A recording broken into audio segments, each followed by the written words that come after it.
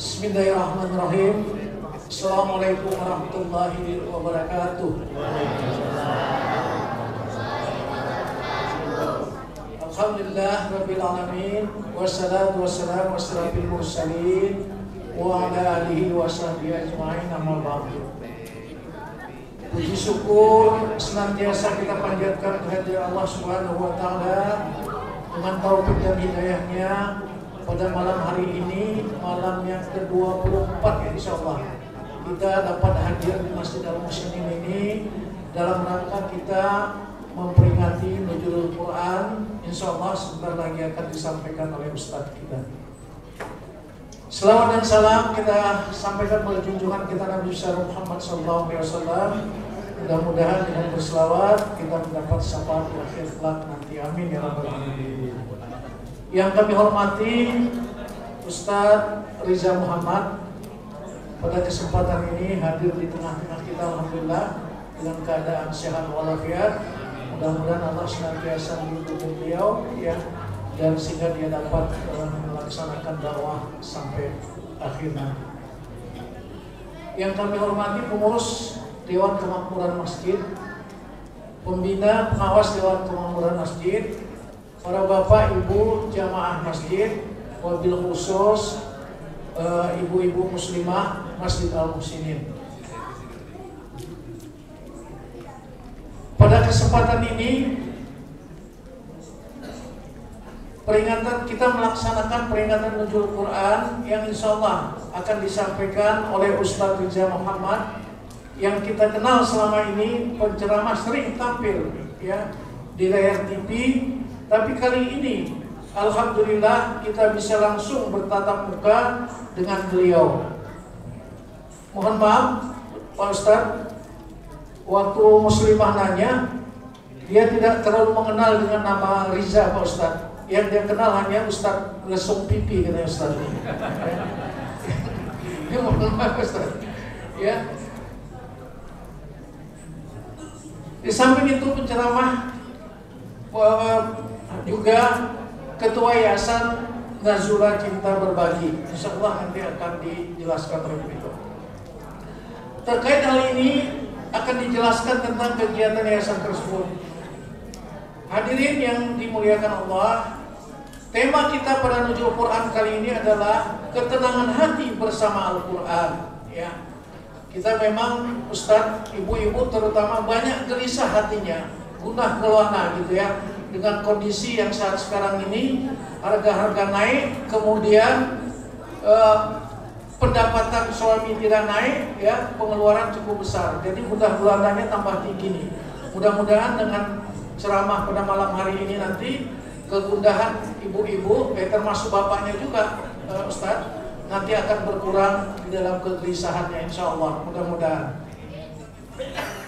Oleh karena itu Nuzulul Quran mengingatkan kita besarnya hikmah yang terkandung dalam Al-Quran. Sebagai umat Islam kita wajib untuk memahami dan mengamalkannya isi Al-Quran. Dalam kehidupan sehari-hari Al-Quran bukan hanya sebagai bacaan, tetapi juga sebagai pedoman hidup yang dapat memperkuat iman kita. Pada malam penuh berkah ini, marilah kita simak dan kita dengarkan ulasan tentang kandungan Al-Quran lebih rinci, khususnya terkait dengan yang judulnya tadi, yaitu ketenangan hati bersama Al-Quran, yang akan disampaikan nanti oleh Ustadz Riza Muhammad. Tentu kami dari pengurus DKM serta jamaah Masjid Al-Muslimin menyampaikan terima kasih dan mohon maaf bila ada hal-hal yang kurang berkenan atas sambutan kami pada kesempatan ini. Selanjutnya kami mohon dan kami serahkan waktu kepada Ustadz. Mudah-mudahan sampai kita sahur kelihatannya nggak apa-apa Ustadznya pernah malam ini ya, insyaallah Ustadz. Oleh karena itu lanjut kami persilakan sepenuhnya pada Ustadz. Terima kasih. Assalamualaikum warahmatullahi wabarakatuh. Waalaikumsalam.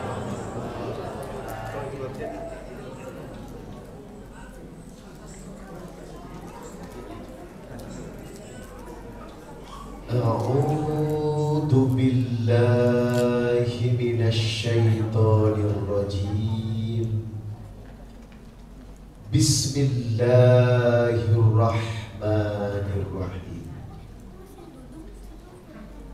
Ya ayyuhan nasu qad ja'atkum mau'idatun mir rabbikum wa shifaa'un lima fis suduri wa hudaw wa rahmatul lil mu'minin.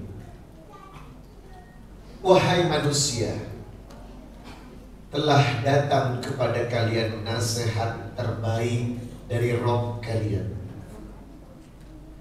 Dia adalah obat yang menyembuhkan penyakit hati kalian. Dia adalah petunjuk, al-huda, dan rahmat untuk orang-orang yang beriman. Dan dia adalah Al-Quranul Karim. Quran surah Yunus surat ke-10 ayat 57. Bismillahirrahmanirrahim. Wa nunazzilu minal Qur'ani ma huwa shifaa'un wa rahmatun lil mu'minin wa la yazidu adh-dhalimina illa khasara. Tidaklah Al-Quran itu diturunkan melainkan Quran itu hadir sebagai syifa, sang penyembuh dari semua masalah-masalah kalian. Quran hadir sebagai rahmat yang menenangkan, membahagiakan, menenteramkan. Namun Quran juga akan menimbulkan kerugian bagi mereka yang berani meninggalkan. Quran surah Al-Isra surat 17 ayat 82. Bismillahirrahmanirrahim. Lau anzalna hadzal Qur'ana ala jabalin la ra'aitahu khashi'an mutasaddian min khasyatillah wa tilkal amthalu nadribuha lin-nasi la'allahum yatafakkarun. Seandainya kau meletakkan Quran di atas gunung, lau anzalna hadzal Qur'ana ala jabalin, maka gunung itu akan hancur, lebur karena takut kepada kalam-kalam Allah. Perumpamaan ini dibuat untuk Anda, gunung saja yang tak berakal lebih tahu adab dan etika dalam menggunakan Quran. Harusnya saya dan Anda yang diberikan akal betul-betul mencerminkan Quran dalam kehidupan sehari-hari. Quran surah Al-Hasyr surat 59 ayat 21. Hikmah Ramadan bersama Lisa Muhammad dalam kajian tenang dan bahagia bersama Al-Quran. Allahumma rahamna bil Quran waj'alhu lana imaman wa nuran wa hudan wa rahmah. Allahumma dhakkirna minhu ma nasina wa 'allimna minhu ma jahilna warzuqna tilawatahu ana al-laili wa atrafan nahar waj'alhu lana hujjatan ya rabbal alamin.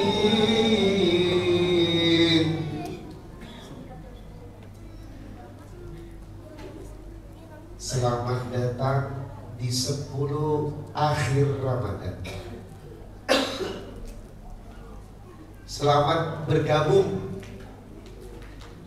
di penentu akhir iman Anda dan saya. Inilah puncak dari puasa yang akan menentukan nanti you are the winner or you are the loser. Anda pemenang atau Anda pecundang. Inilah yang akan menentukan hasil dari akumulasi puasa, sholat, sedekah dan kebaikan Anda. Nanti kita akan membawa sertifikat sebagai pemenang atau pecundang. Dan saya berdoa semoga yang hadir adalah pemenang Ramadan.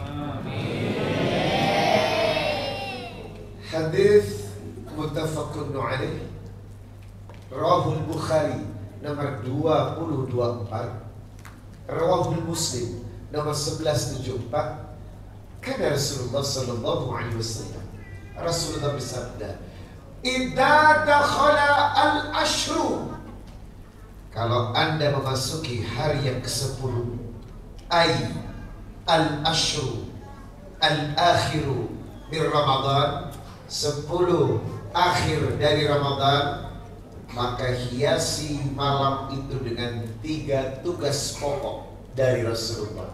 Yang pertama, syadda mi'zarah, kencangkan sarungmu.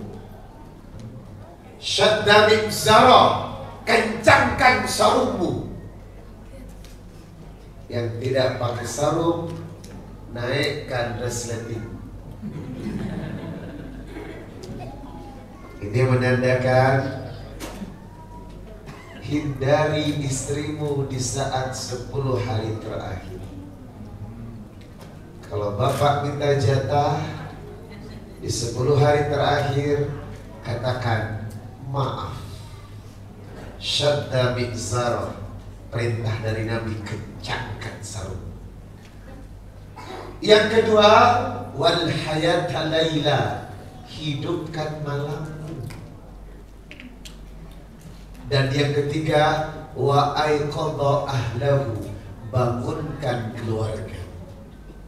Berarti di 10 hari terakhir kita menjalankan 3 tugas untuk menghiasi malam dengan ibadah-ibadah dan ketaatan, dan sementara tinggalkan duniamu. Jadi ibu, tolong please jangan iktikaf di Ramayana.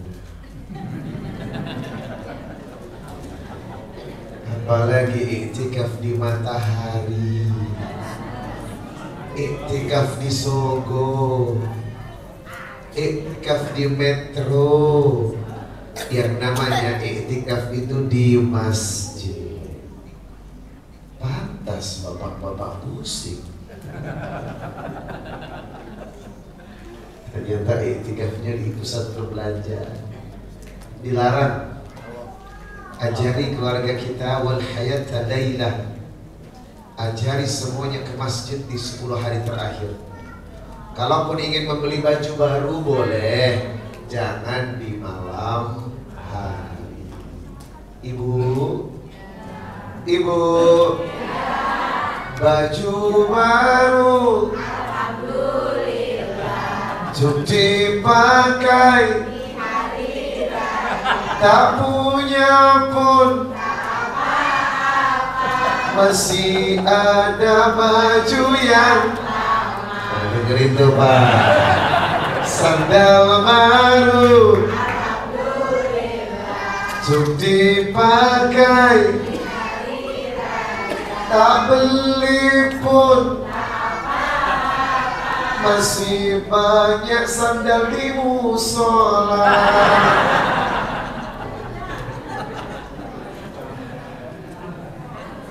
Jangan pusing dengan materi ya, karena hari raya tidak identik dengan segala sesuatu yang sifatnya materi, tetapi merubah kita Aidil Fitri, kembali kepada jiwa yang bersih. Siapakah jiwa yang bersih? Bapak bisa menemukan jawabannya di surah Al-Fajr ayat 27 sampai 30. Ya ayyatuhan nafsul mutmainnah irji'i ila rabbiki radiyatan mardiyah fadkhuli fi ibadi wadkhuli jannati. Ternyata jiwa yang bersih adalah jiwa yang tenang, mutmainnah, hidupnya selalu bahagia, bukan karena dunia tetapi karena cinta kepada Allah. Langkah yang kedua, apa yang diajarkan Nabi di akhir-akhir Ramadan? Syahidal Isa fi jama'ah kana qiyamu nisfil lail. Hendaklah salat Isya berjamaah di malam itu, maka seperti ibadah separuh malam. Man shallal Isya wal fajr fi jama'ah kakatiyami lailah. Hendaklah salat subuh dan Isya berjamaah, maka seolah-olah ia beribadah satu malam suntuk. Hadis riwayat Muslim nomor 6 dan Tirmidzi nomor 221. Ini menandakan iktikaf itu harusnya 10 hari dari malam 21 sampai Idul Fitri. Bapak tak pulang-pulang. Harusnya begitu. Tetapi kan tak mungkin ya Pak ya, karena ada yang bekerja, betul, sibuk berdagang. Maka minimal iktikaf itu dari Isya sampai subuh. Karena apa? Yang kita kejar apa Ibu? Faltamisuha Lailatul Qadar min ashril awakhir. Hendaklah kau cari Lailatul Qadar di 10 hari terakhir. Waltamisuha fil witri. Kejarlah malam Lailatul Qadar itu di malam-malam ganjil. Maka diperintahkan oleh Nabi, taharau Lailatul Qadar, berburulah Lailatul Qadar min ashril awakhir bir Ramadan, di 10 akhir Ramadan. Dan taharau Lailatul Qadar fil witri min ashril awakhir bir Ramadan. Carilah di malam-malam ganjil 21, 23, 25, 27 dan 29. Karena Lailatul Qadar itu turun beda-beda setiap tahunnya. Bisa jadi kemarin 23, bisa jadi tahun ini 27. Tetapi paling sering Muawiyah Ibnu Sufyan berkata, paling sering Lailatul Qadar turun di Lailatul Sab'i wal Ishrin, malam ke-27. Berarti sesibuk-sibuknya Anda, kalau nggak sempat iktikaf 10 hari, ambil yang ganjil. Kalau nggak sempat yang ganjil, minimal tanggal 27. Karena itu paling sering turunnya Lailatul Qadar di malam ke-27. Semoga insya Allah yang hadir dapat Lailatul Qadar. Langkah ketiga, apa yang mesti kita lakukan? Man qama Lailatul Qadar imanan wa ihtisaban ghufira lahu ma taqaddama min dhanbi. Hendaklah sholat malam di malam Lailatul Qadar. Siapa yang sholat malam dan ia mendapatkan malam Lailatul Qadar, maka dosanya diampuni yang lalu. Dan yang keempat, Ara'aita in alimtu Rasulullah fil laili Lailatul Qadar ma yakuluna fiha qala quli. Bacalah satu kalimat yang diajarkan setiap malam untuk dibaca. Allahumma innaka afun tuhibbul afwa fa'fu anni. Ayo dibaca dihafal. Inilah kalimat yang diajarkan Nabi agar mendapatkan malam Lailatul Qadar. Bersama-sama, Bismillahirrahmanirrahim. Allahumma innaka afun tuhibbul afwa fa'fu anna. Kalau rame-rame, kalau sendiri fa'fu anni. Amal yang paling baik adalah dosa Anda diampuni. Itu aja. Karena apa? Doamu yang terlambat, doamu yang terhambat, doamu yang tidak dikabulkan, rezekimu yang tidak datang tepat waktu, hidupmu yang tidak menemukan jalan keluar. Kenapa tidak segera ditolong sama Allah? Sebab maksiat dan dosamu belum dimaafkan. Ibu tahu Toha ayat 124, wa man a'rada an dzikri fa inna lahu ma'isyatan dhanka wa nahsyuruhu yaumal qiyamati a'ma. Jangan sekali-kali kau berani berbuat maksiat kepada Allah dan dosa kepada Allah, sebab Allah akan sempitkan hidupmu dan Allah sempitkan jalan rezekimu. Jadi kalau orang rezekinya sempit, doanya tidak dikabulkan, pertanda dosamu belum diampuni.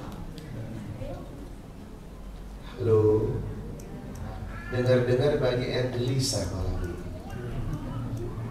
Kenapa? Duitnya nggak cukup. Kenapa kok duitnya nggak cukup? Berarti rezekinya belum maksimal. Kenapa rezekinya belum maksimal? Karena ibadah Anda tidak maksimal.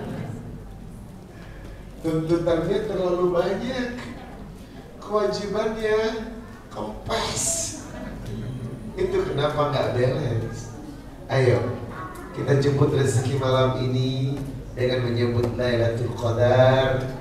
Semoga setelah malam ini semua urusan dimudahkan. Inna anzalnahu fi Lailatul Qadar. Wa ma adraka ma Lailatul Qadar. Lailatul Qadar khairun min alfi syahr. Tanazzalul malaikatu war-ruhu fiha bi'idzni rabbihim min kulli amr. Salamun hiya hatta matla'il fajr. Di malam itu urusan dipermudahkan. Di malam itu doa-doa semua diijabah. Sibuk malaikat termasuk waruh. Jibril pun turun mengatur urusan-urusan manusia. Takdir Anda dibuat, sukses Anda ditentukan, takdir kematian Anda pun diperbarui. Sibuk malaikat. Semua diatur, si A, si B, si C, rezekinya sekian, si A